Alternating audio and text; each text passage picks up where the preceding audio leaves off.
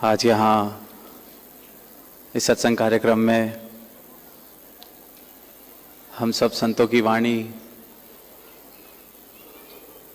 श्रवण कर रहे थे। अनेक तरह के भाव, अनेक तरह के तरीके, चाहे वो गीत रहे, विचारे रहीं या कविताएं, जिसमें हास्य का रूप भी देखा हमने,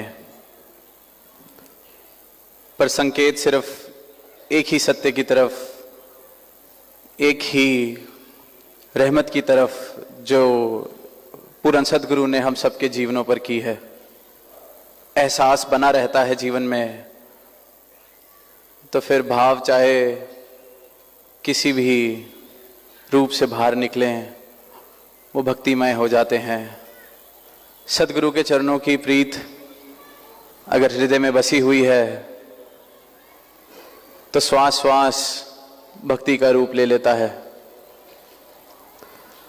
और फिर इस भक्ति भरे जीवन को जीते हुए जिस तरह समागम से हम निरंतर सुकून की अवस्था का जिक्र सुन रहे हैं, तो वह सुकून भी जीवन में सहज में ही आने लगता है। पर अक्सर ऐसा होता है कि ये जीवन जीते जीते जाने अनजाने में हम बहुत सी ऐसी चीज़ें, बहुत से ऐसे व्यवहार, बहुत से ऐसे स्वभाव हमारे बन जाते हैं, जहर घोलने लगते हैं। तो ये जो आनंद की अवस्था से मैं कब कहाँ दूर जाता रहता हूँ।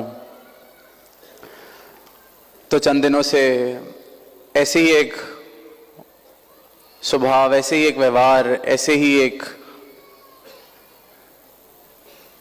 हैबिट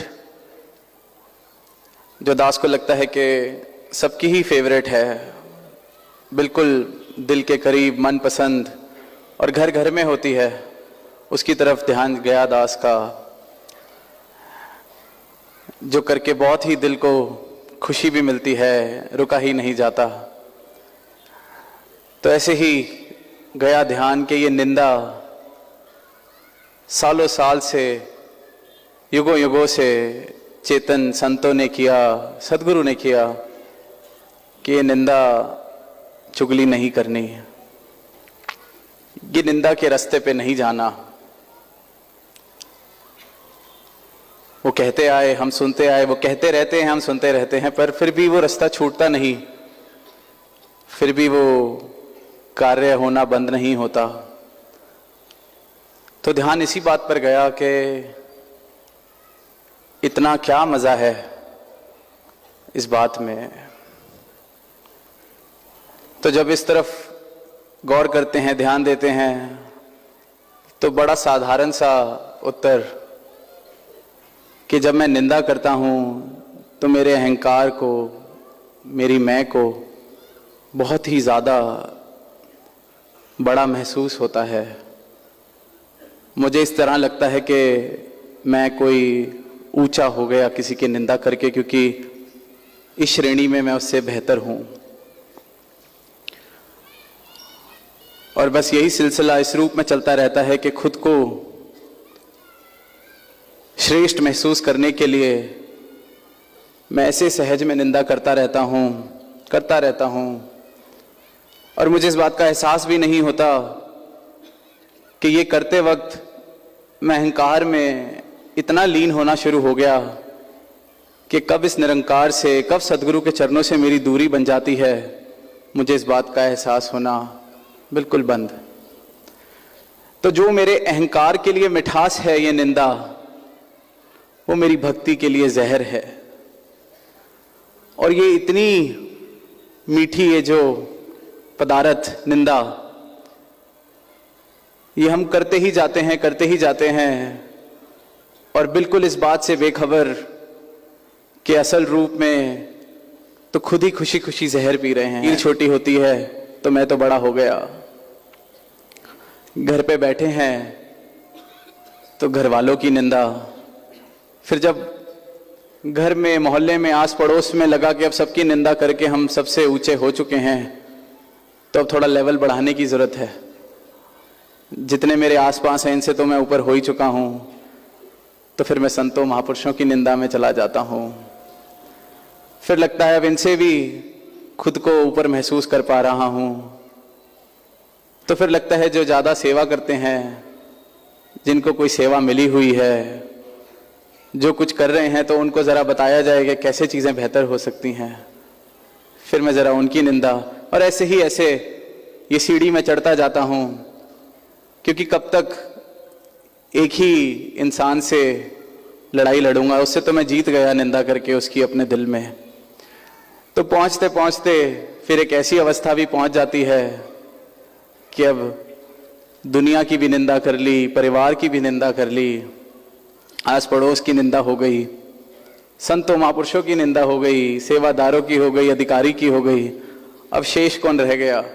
फिर परमात्मा, फिर गुरु, कि ये क्यों, वो क्यों, ऐसे नहीं, वैसे नहीं। फिर उस शब्द की जरूरत नहीं पड़ेगी, उस बात की जरूरत नहीं पड़ेगी कि निंदा ना की जाए, क्योंकि उससे तो कोई असर हुआ नहीं, ना होना है। तो दास बिल्कुल भी आज ये नहीं कहेगा कि निंदा नहीं करनी चाहिए। जिसको करनी है बिल्कुल और जोर शोर से और जम के बिल्कुल की जाए, पर साथ बस इस बात का ख्याल रखा जाए कि ये मैं जहर का सेवन कर रहा हूँ, ये मैं भक्ति की राह से इतना दूर जा रहा हूँ, निरंकार को अपने जीवन से, अपने हृदय से इतना दूर कर रहा हूँ कि शायद फिर लौट कर आना मुश्किल ना हो जाए। तो निंदा करी जाए, बखूबी करी जाए, जितनी ज़्यादा करी जा सकती है उतनी ज़्यादा करी जाए, पर बस ये बाद में शिकायत ना की जाए कि मुझे जहर पीने से रोका क्यों नहीं गया। तो ये जहर है, एक गर्म पतीले पे हाथ रखने से रोका जाता है, पर बच्चा जब तक शायद हाथ नहीं लगाए तब तक उसको मज़ा नहीं आता। तो निंदा ना करी जाए, इस बात का तो कोई असर, क्योंकि युगों युगों से संतों ने, पीरों ने, पैगंबरों ने, और फिर जिसकी निंदा हो रही है उसको भी कहा है कि इसका तो सिर्फ फायदा ही है आपके लिए, क्योंकि अगर निंदा करने वाला सच बोल रहा है, आंगन खुटी छवाए, बिन पानी साबुन बिना निर्मल करे सुभाए। कबीर दास जी ने कहा कि इसको तो इतना नजदीक संभाल के रखो, इस निंदक को अपने, पानी के बिना, साबुन के बिना निर्मल कर रहा है हमारे स्वभाव को। और अगर झूठ बोल रहा है, जो अक्सर होता है, क्योंकि किसी को अगर सुधार करना हो तो बड़े प्यार से आकर, कोई मेरा प्रिय हो, प्रियजन हो, मुझे प्यार से आकर कह सकता है, लेकिन कोई मुझे तो ना कहे पर बस निंदा ही कर रहा है, तो अक्सर उसको पूरी बात पता नहीं, सिर्फ वो अपने अहंकार को बड़ा करने के लिए कर रहा है। और अगर वो सच नहीं है निंदा, तो भी मुझे परेशान होने की जरूरत नहीं, फिर वो मेरी हंसी का कारण बन जाती है, क्योंकि महापुरुष चेतन है, उनको पता है कि निंदा करनी नहीं। ब्रह्मज्ञानी निंदा कर नहीं सकता, क्योंकि फिर वो ब्रह्मज्ञानी नहीं रहा, उस पल में वो निरंकार से बहुत दूर है, अहंकार को अपने इतना मजबूत कर रहा है ये करते वक्त। और जहाँ संत हैं वो फिर ये भी कह रहे हैं कि निंदो निंदो मोको निंदो, निंदा जन को खरी प्यारी। ये तो बड़ी प्यारी है निंदा, जितनी निंदा कर सकते हो मेरी करो, क्योंकि खुद का स्वभाव अगर सुधर सके, कोई औजार किसी को खूबसूरती दे, कोई पत्थर को मूर्ति बनाए, और फिर जिस कील से उस पर या जिस औजार से उस पर काम किया जा रहा है, और पत्थर उससे शिकवा करे कि आपने ऐसे क्यों किया, पर पत्थर तो सिर्फ शुक्राना करे कि आपने मुझे संवार दिया है, सुंदर कर दिया है। तो जिसकी निंदा हो रही है उसका फायदे का ही सौदा है, और जो कर रहा है वो बेशक करता जाए, पर बस ये याद रखे कि जहर पिया जा रहा है, भक्ति के लिए जहर है।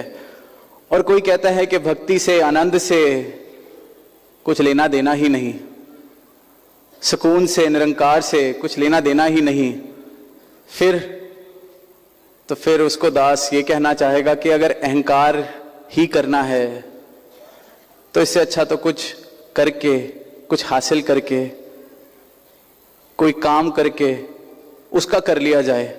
अगर अहंकार करना भी है तो कोई मेहनत मुशक्कत करी जाए, किसी का भला किया जाए। धन भी कमाना है, धन का अहंकार करना है, धन कमाया जाए, उस धन से भी शायद किसी का कोई फायदा होगा। पर इतना सस्ता अहंकार ना किया जाए, निंदा जैसा सस्ता अहंकार, कि बस घर बैठे किसी के बारे में भी कुछ बोला, कुछ मेहनत करी जाए, कुछ पाया जाए, कोई पढ़ाई लिखाई की जाए, कुछ परोपकार किया जाए इस दुनिया का, उसका अहंकार कर लिया जाए। क्योंकि जिसको भक्ति की राह पर नहीं रहना, आनंद नहीं लेना, समर्पण नहीं करना, दुनिया ऐसी भी है, तो उनसे यही दरख्वास्त कि फिर कुछ करके मुफ्त का अहंकार, निंदा, बिल्कुल मेहनत नहीं, तो इतना सस्ता जीवन सस्ता अहंकार करके भी खराब ना किया जाए। अगर भक्ति का रस लेना है, इस परम अवस्था को प्राप्त करना है, इस सत्य को पल पल में शामिल करना है, सदगुरु के चरणों से प्रीत निभानी है, जीवन के पल पल में सुकून का एहसास करना है, तो इस जहर का सेवन हम छोड़ते चले जाएं। क्योंकि ये जहर हमारी भक्ति को किसी भी लायक नहीं छोड़ता, और ये बड़ी देर में जाकर शायद पता चलता है कि पूरे का पूरा जीवन मैं क्या करता रहा। क्योंकि जिसकी निंदा हो रही है वो तो आनंद ही ले रहा है, निंदा करके भी मुझे सुकून नहीं मिल रहा, क्योंकि मैं फिर सोचता हूं कि अब और किसकी की जाए। जो अपने सामने अपने से बड़ा दिखता है, जिससे वैर ईर्खा ऐसे भाव मेरे दिल में है, तो अपनी पीठ थपथपा लेता हूं निंदा का रास्ता चुन के। वाकई एक शुभ भाव रखते हैं तो प्रेम से उस बात को किया भी जा सकता है कि ये स्वभाव या ये बदलाव अगर आप कर लें तो हमारा रिश्ता बेहतर हो सकता है, आपका जीवन बेहतर हो सकता है। तो उसको निंदा नहीं कहा जा सकता। निंदा तो ये है जिसकी इंटेंशन, जिसके पीछे नियत ही अपने अहंकार को थपथपाने की। तो दास अंत में यही कहना चाहेगा, फिर दोहराना ही चाहेगा कि बिल्कुल मनाही नहीं निंदा करने से, पर जब कर रहे हैं तो याद रखें हम क्या कर रहे हैं, इस तरफ चेतन हो पाएं कि ये निंदा है क्या, ये जब मैं करता हूं तो असल में मैं क्या कर रहा हूं। खुद को सदगुरु के चरणों से, प्रेम भक्ति की इस राह से, मुक्ति की इस राह से दूर करता चला जा रहा हूं। तो यही अरदास सदगुरु माता जी के चरणों से